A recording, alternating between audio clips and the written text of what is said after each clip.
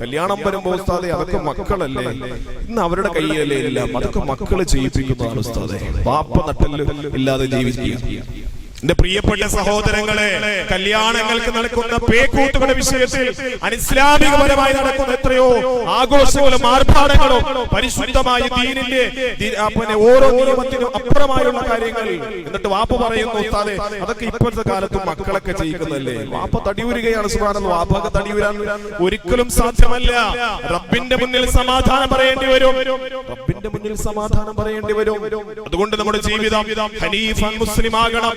അത് മരണ വീടാകട്ടെ, കല്യാണ വീടാകട്ടെ, നമ്മുടെ ഏത് വംശനാകട്ടെ, ഒക്കെ ഇസ്ലാമികപരമായ ചട്ടക്കൂടുകൾ ഒതുങ്ങിയ ജീവിതമായിരിക്കണം നമുക്ക് ഉണ്ടാകേണ്ടത്. അവിടെയാണ് ഇബ്രാഹിം നബിയുടെ പാരമ്പര്യവും ഇബ്രാഹിം നബിയുടെ സരണിയും ഇബ്രാഹിം നബിയുടെ പദവിയും ഇബ്രാഹിം നബിയുടെ പാതയും നമുക്ക് കൃത്യമായി നമുക്ക് നേടിയെടുക്കാൻ കഴിയുന്നത്.